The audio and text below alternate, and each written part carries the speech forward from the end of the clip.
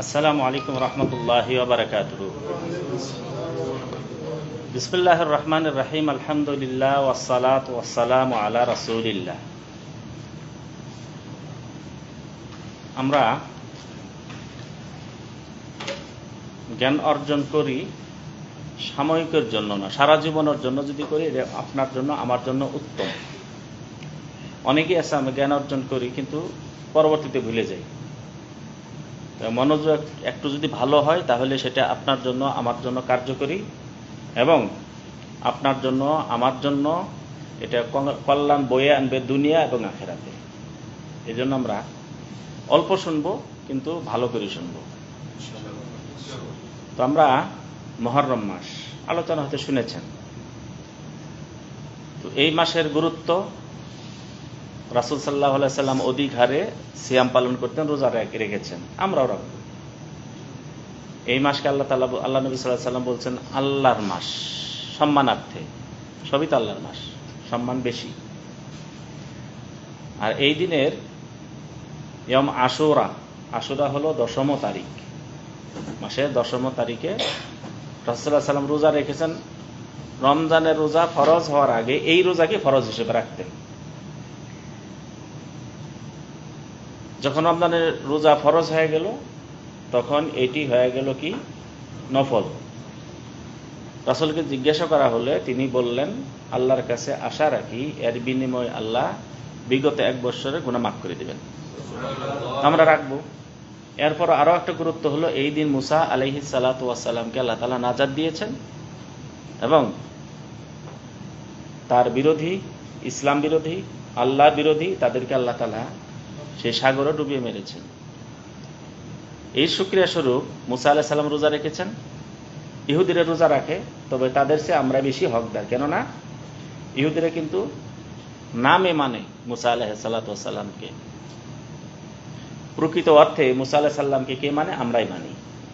কেননা যত নবী এবং রাসূল এসেছেন সমস্ত নবী এবং রাসূলের যে শিক্ষা, তাওহীদ ভিত্তিক ইবাদত করা, তাওহীদ প্রতিষ্ঠা করা, সুন্নাত ভিত্তিক ইবাদত করা, সুন্নাত প্রতিষ্ঠা করা, সমস্ত নবী রাসূলের এই দাবি ছিল। আমাদের নবী সাল্লাল্লাহু আলাইহি সাল্লাম এবং মুসা আলাইহিস সালাতু ওয়াস সালামের যে দিন, একই দিন, একটাই দিন, তাওহীদের দিনে তাওহীদ। তো সেজন্য নবী সাল্লাল্লাহু আলাইহি সাল্লাম বলেছেন নাহনু আহাক্কু বিমূসা, তোমাদের থেকে মুসা আলাইহিস সালামের যে শুকরিয়া আদায় করার ক্ষেত্রে আমরাই বেশি হকদার। তো এই দিনে আমরা সিয়াম পালন করব। কিভাবে করব? নিজে করব, প্রচার করব, আত্মীয় স্বজনকে বলবো, ইমাম সাহেবকে বলবো যে বলি দিবেন মসজিদে, এরপরে টিচারদের বলবো, আত্মীয় স্বজন যারা আছে একে অপরকে আমরা বলবো, ইফতারের ব্যবস্থা করব। এইভাবে আমরা এটা কি করতে পারি? এর বিস্তার প্রসার ঘটাইতে পারি। আমাদের দেশে কিন্তু দেখবেন সবে বরাতে রোজা রাখে, যা কোনো ভিত্তি ইসলামে নেই। সবে মেরাজের রোজা রাখে, যা ইসলামে কোনো ভিত্তি নেই। কিন্তু যেগুলো ভিত্তি আছে, আশুরা রোজা 1 বছর, বিগত 1 বছর গুনাহ আল্লাহ তাআলা ক্ষমা করে দেন। এর আগে আমরা পড়লাম কোন দিন? 9 তারিখ, অর্থাৎ সৌদিতে 9 তারিখ আরাফাত দিবস। এই দিনে রোজা রাখলে আল্লাহ তাআলা 2 বছরের গুনাহ মাফ করে দেন, 1 বছর আগে, 1 বছরের পিছের গুনাহ। তো এগুলি আমরা প্রচার করব, নিজেরা রাখবো, প্রচার করব, মানুষকে শিক্ষা দিব। এবং কিভাবে প্রচার করলে মানুষ জানতে পারবে সেই তরিকাগুলি, সেই পন্থাগুলি আমরা অবলম্বন করব। ইফতার দিয়ে, তারপরে এমন এক জায়গায় কেউ জানে না, ইফতারের ব্যবস্থা করেন, মানুষ হুজুট খাবে। কিসের? আজকে রমজান মাস না, আরে ভাই আজকে হলো আরাফাত দিবস। আরাফাত দিবসের ফজিলত কি?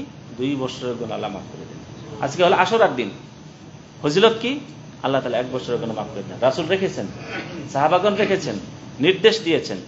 কিন্তু আমাদের দেশে আশুরা পালন হয় যেটা ইসলাম সমর্থন করে না। কি পালন হয়ে থাকে? কারবালা, ইমাম হোসেন তিনি শাহাদাত বরণ করেছেন, কিন্তু তার আগে রাসূল সাল্লাল্লাহু আলাইহি ওয়াসাল্লাম রেখেছেন, সাহাবাগণ রেখেছেন, সেটাকে আমরা পালন করি না। আবার এই দিনে কত রকম কুসংস্কার, বেদআত যে প্রচলিত, এই মাসে বিবাহ হবে না, আগে হইতো, এখন মানে না।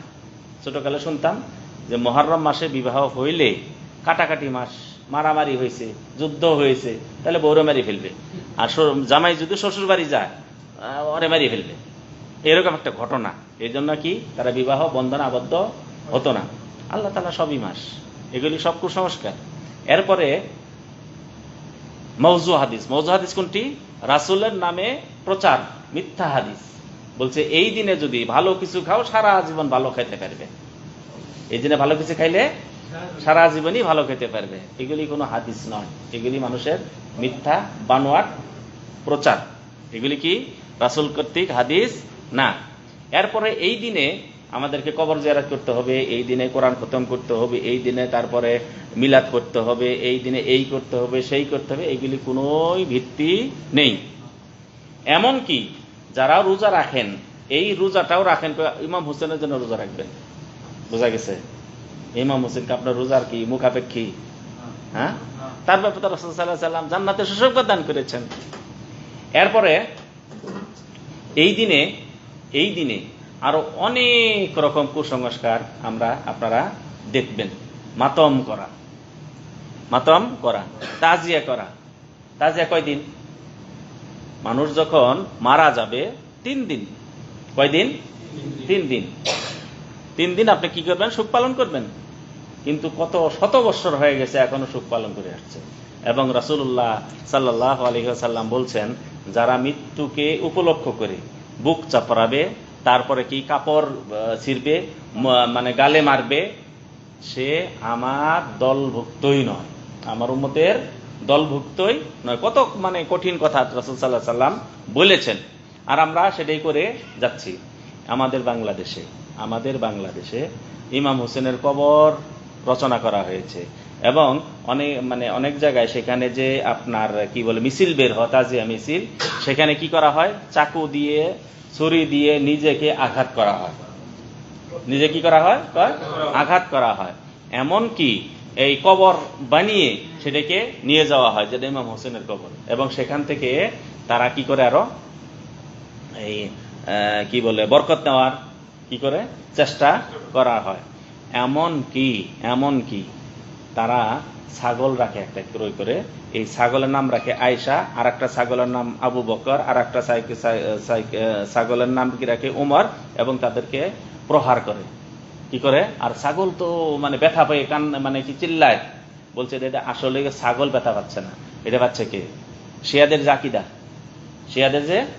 আকিদা যে ব্যথা পাচ্ছে কে? আয়েশা। ব্যথা পাচ্ছে কে? আবু বকর। ব্যথা পাচ্ছে কে? ওমর। এইভাবে। এবং অনেকেই তো মুহাম্মদ সাল্লাল্লাহু আলাইহি সাল্লামের নামেও রাখে একটা ছাগল, এবং জিবরাইল আলাইহিস সালামের নামেও রাখে। বোঝা গেছে? আসলে দেখেন একটা বিষয়, আমাদের দেশে ফকির আসবে, তারপরে যারা ওই যে মারেফতি বলতে মাইরের পথ। কিসের পথ? মারেফতি কি ওরা বলে? মাইরের পথ। আসল মারেফত কি? মারেফত কেউ যদি না শিখে তাহলে সে মুসলমানই থাকতে পারবে না। মারেফত তো আমরা জানি, মারেফত মানে কি? ইলম। মারেফত মানে কি? ইলম, শিক্ষা গ্রহণ করা। আল্লাহ সম্পর্কে আপনাকে মারেফত থাকতে হবে, রাসূল সম্পর্কে মারেফত হাসিল করতে হবে, ইসলাম সম্পর্কে মারেফত হাসিল করতে হবে। এই মারেফত সম্পর্কে কবরে আপনাকে জিজ্ঞাসা করা হবে, মান রাব্বুকা। আল্লাহ সম্পর্কে তোমার মারেফত কি ছিল? নবী সম্পর্কে তোমার মারেফত কি ছিল? মারেফত অর্জন করতে হবে। মারেফত মানে কি? জ্ঞান। মারেফত মানে কি? জ্ঞান। সে সম্পর্কে জানা। আল্লাহ সম্পর্কে, দিন সম্পর্কে, রাসূল সম্পর্কে আমাদেরকে জানতেই হবে, মারেফত হাসিল করতে হবে। কিন্তু ওরা যেটা বলে, কত রকম শয়তানি কাজ করে একটা পেজ দিয়ে বলে যে মারেফতি কথা বলছে, এটার নাম হলো মারেফত। এটার নাম কি? মারেফত। আসলে মারেফত না, এটা হলো মাইরের পথ। ওইটা গেলে কি? মাইরের পথ। যাই হোক, আমাদের দেশে এইভাবেই ইসলামকে কি করা হচ্ছে, এই মারেফাতে ফকির যারা আছে ভণ্ড, এবং অনেকেই আছে আলেম নামের জালেম, এরাও বলে মা ফাতেমা। কি বলে? মা ফাতেমা শুনছেন আমরা, অনেকেই বলি।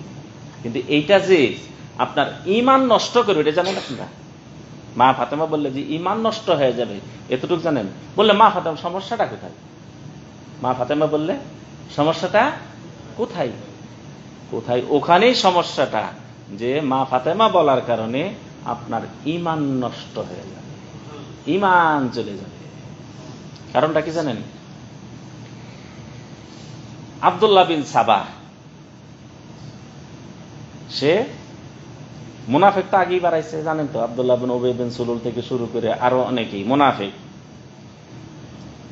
আব্দুল্লাহ বিন সাবা সে ছিল ইহুদি, ছিল কোথার? ইরান এলাকার, পারস্য এলাকার। একদিক দিকে হলো ইহুদি, দ্বিতীয় দিক দিয়ে হলো অগ্নিপূজক। এই ভিতরে মুসলমানদেরকে ধ্বংস করার জন্য, ইসলামের আকীদা, ইসলামের শিক্ষা, ইসলামকে ধ্বংস করার জন্য বলে আমি মুসলমান, এমন ভাবে মুসলমানের মধ্যে ঢুকে পড়ল যে তাকে চেনা একবারে মুশকিল। এবং তার শিক্ষা, তার ষড়যন্ত্রে অনেক সাহাবাকে হত্যা করা হয়েছে, এমনকি উসমান রাদিয়াল্লাহু তাআলা আনহুকে হত্যা করা হয়েছে। সে এসে কি শিক্ষা দিল? সে এসে শিক্ষা দিল অনেকগুলি শিক্ষার ভিতর এটি শিয়াদের আজ যেগুলি শিক্ষা, সেটি হলো আসলে নবুয়ত পাওয়ার হকদার মুহাম্মদ সাল্লাল্লাহু আলাইহি ওয়াসাল্লাম ছিলেন না, হকদার ছিলেন আলী রাদিয়াল্লাহু তাআলা আনহু। তো জিবরিল আলাইহিস সালাতু ওয়াস সালাম তিনি স্বজন প্রীতি করে অথবা না চিনে মুহাম্মদ সাল্লাল্লাহু আলাইহি সাল্লামকে দিয়েছে। বোঝা গেছে? আসলে নবীকে আলী, তাদের কথায়। আবার অনেক দল আছে বলছে না, খলিফা হওয়ার উপযুক্ত ছিলেন কে? আলী রাদিয়াল্লাহু তাআলা আনহু। এর আগে তিনজন নিয়ে নিছে জোর করে। বোঝা গেছে? আবার অনেকে বলে না, ওইটাও ঠিক আছে, সবই ঠিক আছে, কিন্তু ওনাকে অলি মানতে হবে। কালেমা যখন পড়ব তখন বলতে হবে আলী অলিউল্লাহ, যখন আজান দিব তখনও বলতে হবে আলী অলিউল্লাহ। বোঝা গেছে? তো কোরআনে আল্লাহ তাআলা বলছেন নবীর স্ত্রী তোমাদের মা। নবীর স্ত্রী কি? তোমাদের মা। এই জন্য বলি মা আয়েশা রাদিয়াল্লাহু তাআলা আনহা, মা খাদিজা রাদিয়াল্লাহু আনহা। তো মা খাদিজা উনি হলেন মা, আর ফাতেমা উনিও কি মা? তারই তো মেয়ে। এক নম্বর কথা। দুই নম্বর হলে কেন বলে জানেন? কোরআন বলছে যে নবীর স্ত্রী হলেন তোমাদের মা। যখন আপনাকে শিক্ষা দিবে, আপনার দ্বারা অনুমোদন নিয়ে নেবে যে মা ফাতেমা, অর্থাৎ কি উনি নবীর স্ত্রী। কি বললেন ওনারা? কি বুঝাতে চাইলেন? ওরা কি বুঝাতে চাইল? মা ফাতেমা মানে তিনি নবীর স্ত্রী। তাহলে প্রকৃত নবী কে হলো? তাহলে তার স্বামীকে আলী, তাকে নবী বানাই দিলেন আপনি। আপনি তো বললেন মা ফাতেমা বলি দিলেন, কিন্তু কোন দিক দিয়ে আমার ঈমানকে নষ্ট করেছে এটা বুঝতে পেরেছেন? বুঝতে পেরেছেন? তো এই যে কুসংস্কার থেকে আমাদের বেরিয়ে আসতে হবে। তো কুসংস্কার থেকে আপনি যদি গিয়ে বলেন কাউকে যে আপনি ভুল করেছেন, রাগ করবে, বেশিরভাগ মানুষই রাগ করে, তাই না? আবার যদি আমি আপনি বলি, বলছে তুমি কয়টা লেখাপড়া করছো? বড় বড় হুজুর বলছে। কি বলছে? এখন আপনি কি করবেন? তাদের বিরোধী, তাদের কুসংস্কার, তাদের বেদআত, সুন্নত বিরোধী কাজ এগুলি না বলে রাসূল সাল্লাল্লাহু আলাইহি ওয়াসাল্লাম যে আমলটি করেছেন এবং যে আমল সাহাবাগণ করেছেন, যে আমল করার প্রতি রাসূল সাল্লাল্লাহু আলাইহি ওয়াসাল্লাম উদ্বুদ্ধ করেছেন, আমাদেরকে নির্দেশ দিয়েছেন, ফজিলত বর্ণনা করেছেন, গুরুত্ব বর্ণনা করেছেন, আমরা এই আমলটা তাদের শিক্ষা দেই। কি দিব? সেই আমলটা কি করবো? আমরা তাদেরকে শিক্ষা দেব। সেটা কি? রাসূলুল্লাহ সাল্লাল্লাহু আলাইহি ওয়াসাল্লাম রোজা রেখেছেন। কি করেছেন? রাসূলুল্লাহ সাল্লাল্লাহু আলাইহি ওয়াসাল্লাম রোজা রেখেছেন। তাহলে আমরা রোজা রাখবো। রোজার ফজিলতটা কি? এক নম্বর, মুহররমের রোজার ফজিলত, আশুরার ফজিলত। রাসূল সাল্লাল্লাহু আলাইহি ওয়াসাল্লাম বলছেন যে আহতাসিবু আলাল্লাহি আইয়ুকাফিরাস সানাতাল মাদিয়া, বিগত এক বছরের গুনাহ আল্লাহ তাআলা মাফ করে দিবেন। কিন্তু আরো আছে, সেটা হলো রাসূল সাল্লাল্লাহু আলাইহি ওয়াসাল্লাম এই মাসে অধিকতর রোজা রেখেছেন। অধিকতর কি রেখেছেন? রোজা রেখেছেন। তাহলে আমরা এই মাসে প্রথম থেকে 10 তারিখ পর্যন্ত রোজা রাখি, 11 তারিখ পর্যন্ত রোজা রাখি। যারা প্রথম থেকে রাখেন আজ থেকেই শুরু করব, তবে 10 তারিখ আমাদেরকে রাখতে হবে। 10 তারিখ কি রাখতে হবে? আমাদের রাখতে হবে। তাহলে এই দিনের রোজা, মানে আশুরার রোজা আমরা অনেকগুলি পদ্ধতিতে রাখতে পারি। কেউ যদি এককভাবেই রাখতে পারেন, কি করবেন? শুধু 10 তারিখ, 10 তারিখ বৃহস্পতিবার সম্ভবত, তাই না? তাহলে শুধু একদিন রাখবো। তবে উত্তম হলো 9 তারিখ 10 তারিখ। উত্তম কি? 9 তারিখ 10 তারিখ, অথবা 10 তারিখ 11 তারিখে রাখবো, অথবা 9, 10, 11 রাখবো। কেউ বলেছেন 3টা, এটি উত্তম। কেউ বলছে না, রাসূল বলেছেন আমি যদি আগামী বছর পর্যন্ত বেঁচে থাকি তাহলে 9 তারিখও রোজা রাখবো 10 তারিখের সাথে। তাহলে রাসূলের সাথে মিলে যাওয়ার কারণে 9, 10 দুইটা থাকলেও তাও আমি কি হব? আমার রোজাটা কি হবে? উত্তম হবে, কারণ রাসূলের সাথে মিলে গেল। আর কেউ বলছে না, রাসূলের সাথে মিল হওয়ার পরে আরো একটু বেশি রাখলাম, সব বেশি পেলাম। তাহলে আপনারা যেভাবে রাখতে পারেন, 9 তারিখেও রাখতে পারেন, 9, 10 রাখতে পারেন, 10, 11 মানে 10 তারিখে রাখবেন 1 নম্বর, শুধু 10 তারিখ, 9, 10 রাখবেন, 10, 11 রাখবেন, 9, 10, 11 রাখবেন। কি করবেন? এইভাবে রোজা রাখবেন। এখন রোজা রাখলে লাভটা কি? সাধারণ দিনেও যদি রোজা রাখেন, যেটা ফজিলত বর্ণনা করা হয়নি, যেটা কি করা হয় নাই? ফজিলত বর্ণনা করা হয় নাই, এমন রোজাও যদি কেউ রাখে, রাসূল সাল্লাল্লাহু আলাইহি ওয়াসাল্লাম বলছেন কেউ যদি আল্লাহর সন্তুষ্টির জন্য একটি সাধারণ রোজা রাখে, কিয়ামতের দিন তার থেকে 70 বছর দূরের রাস্তায় রাখবেন জাহান্নামকে। কত দূরে রাখবেন? 70 বছর দূরে। ফজিলত। তাহলে আমরা রোজা রাখবো, কি করব? সিয়াম পালন করব। তবে আরেকটা মাসআলা আমাদের অনেকের জানা নেই, সেটা হলো ডিউটিতে গেছি, নিয়ত করিনি এখন পর্যন্ত, রোজা রাখবো নিয়ত করি না। অথবা এমন একজনের সাথে হাদিসটা বর্ণনা করছেন, উনি বললেন উফ, আগে জানলে তো রোজা রাখতে পারতাম, আগে জানলে রোজা কি করতে পারতাম? রাখতে পারতাম। 10টা বেজে গেছে। কয়টা বাজছে? সকাল 10টা। কয়টা বেজেছে? সকাল 10টা। তো আর একজনে কইল, ভাই কি আলাপ করো? বলছে, ভাই এই মুহররমের আশুরা রোজা রাখলে আল্লাহ তাআলা বিগত 1 বছরের গুনাহ মাফ করে দেন। আরো অনেক ফজিলত রয়েছে, যে শাহরুল্লাহের, আল্লাহর মাস, মানে মুহররম মাস। তো এই রোজাটা আমিও রাখতে পারতাম রে ভাই। 11টা বাজে। আগের জন কয়টার সময়? 10টায়। ওনাকে 11টায়। আর একজন এসে বলছে, ভাই কি আলাপ করো তোমরা? কাজ রেখে আলাপ শুরু করেছ? বলে, ভাই কাজ থেকে আলাপ এমনি করি না রে ভাই, আশুরার দিনে রোজা রাখে আল্লাহ তাআলা বিগত 1 বছরের গুনাহ মাফ করে দিবেন। 11:30 বেজে গেছে। কয়টা? 11:30। তখন 3 জনকে বললে, ভাই কিছু খাইছো? বল না, সকাল থেকে খাইও নাই, পানও করি নাই। বোঝা গেছে তো? বলে, তাহলে তুমি রোজা রেখে দাও, রোজা রেখে দাও। এটা কেমন হলো আবার? রোজা রাখার তো ফজরের আগে নিয়ত করবো, তাই না? ফজরের আগে নিয়ত হলো ফরজের ব্যাপারে, আর নফলের ব্যাপারে মানে সূর্য গড়ার আগ মুহূর্ত পর্যন্ত কি করতে পারবেন? আপনি নিয়ত করতে পারবেন, যদি না খেয়ে থাকেন। রাসূল সাল্লাল্লাহু আলাইহি সাল্লাম বাড়িতে আসলেন, আসার পরে বললেন, বাড়িতে নাস্তা দাও। আমরা না নাস্তা বলি, রাসূল তো নাস্তা বলেন না, সকালের খাবার কিছু আছে কিনা দেও। বললো, বাড়িতে কিছু নাই। লা ইলাহা ইল্লাল্লাহ, রাসূলের বাড়িতে কিছু নাই। তিনি রাষ্ট্রনায়ক। তিনি কে? রাষ্ট্রনায়কের বাড়িতে সকালবেলা বাড়িতে আসছেন, খাবার নাই। খাবার নাই, বলছে না। বল, তাহলে রোজায় রেখে দিই। সারাদিন কিছু যখন খাই নাই, কি রাখলাম? রোজাই রেখে দিই। তাহলে রাসূল থেকে সুন্নত পেলেন তো, দলিল পেলেন তো।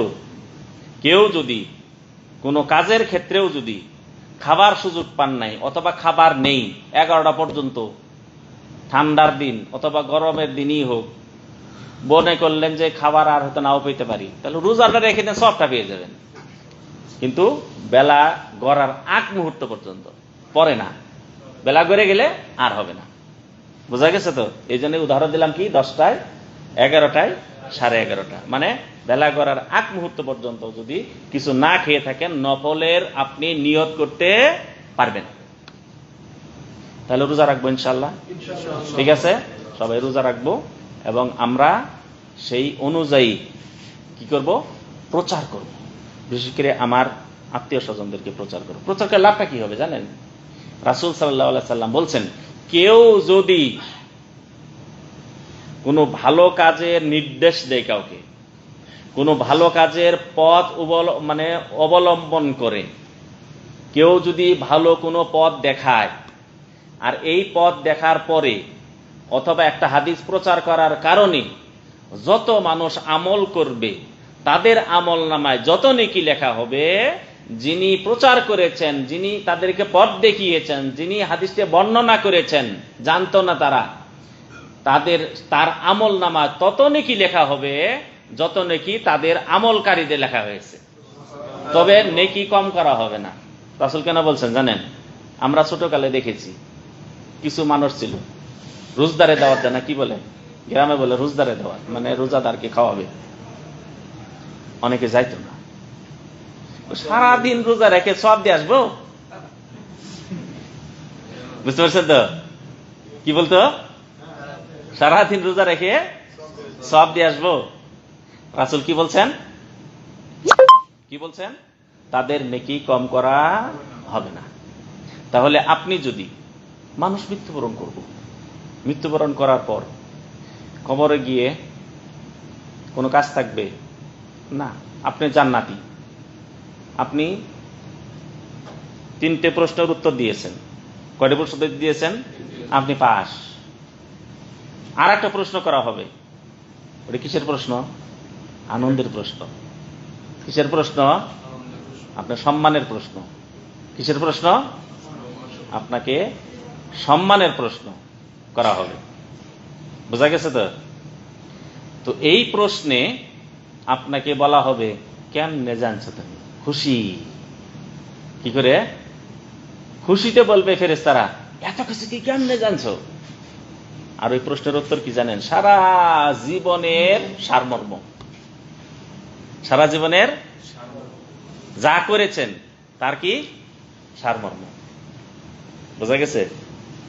তো যাই হোক, আপনি জান্নাতেই, আপনার জন্য ফেরেশতারা বলল, আপনার সৎ আমল আসলো এবং বলল, এবং আল্লাহ তাআলা ডাকলেন, ওহে ফেরেশতারা আর প্রশ্ন করো না, আর কষ্ট তোমরা দিও না, জান্নাত থেকে দরজা একটা খুলে দাও তার কবর পর্যন্ত, তাকে জান্নাতি পোশাক পরিধান করে দাও, জান্নাতের বিছানা বিছিয়ে দাও। এরপরেও আপনার তো আর কোনো আমল বা নেকি বৃদ্ধি হওয়ার কোনো কি নাই, পথ নাই, আছে না। কিন্তু আপনি যদি এমন কিছু কাজ করে, যেমন আপনি আশুরার রোজা, আশুরার সিয়াম, তারপরে কিসের সিয়াম? আরাফাতের সিয়াম আপনি বললেন, বলার পরে যে কজন আমল করেছে, ওরা আমল করছে, ওদের থেকে আরো কিছু শিখেছে, অন্য লোকের দ্বারা শিখেছে, তারা যে তাদের মাধ্যমে শিখেছে, আপনি শিখাইছেন, তাদের মাধ্যমে অন্য লোক শিখছে, তাদের মাধ্যমে অন্য লোক শিখছে, তাদের মাধ্যমে এই ধারাবাহিকতা কিয়ামত পর্যন্ত যদি থাকে, আপনার কবরে সওয়াব যেতেই থাকবে। লাভটা কত বড়! তাহলে কি পিছপা হবো আমরা নাকি এগিয়ে যাব? কি বলেন আপনারা? রাজি আছি সবাই নাকি রাজি নাই? তাহলে আমি নিজে রোজা রাখবো, অপরকে আমরা কি করব? প্রতিটি ইবাদতে আমরা এইভাবে কি করব? প্রচার করব, দাওয়াত দিব মানুষকে। কি করব? মানুষকে দাওয়াত দিব। এইভাবে যদি আমরা দাওয়াত দিতে পারি, তাহলে জান্নাতে যাওয়ার পরেও আল্লাহ তাআলা আরো মর্যাদা বৃদ্ধি করবেন। কি করবেন? আরো মর্যাদা বৃদ্ধি করবেন। তাই আসুন আমরা এই মাসের যে কুসংস্কারগুলি আছে, এখান থেকে আমরা বেরিয়ে আসি। কবর জিয়ারত করা, কবরে আগরবাতি দেওয়া, তারপরে সেই দিন লাঠি বাড়ি খেলা, সেদিন ঢোল সানাই বাজানো, সেদিন ওই হাই হুসান নিয়ে কি করা, মাতম করা, নিজের শরীর নিজেই আঘাত করা, নিজের কাপড় ছিঁড়ে ফেলা, এগুলি থেকে আমরা কি করব? বিরত থাকবো। আল্লাহ তাআলার কাছে দোয়া করে আল্লাহ রাব্বুল আলামিন আপনাদের আমাদের সবাইকে তৌফিক দান করুন। আসসালামু আলাইকুম ওয়া রাহমাতুল্লাহি ওয়া বারাকাতুহু।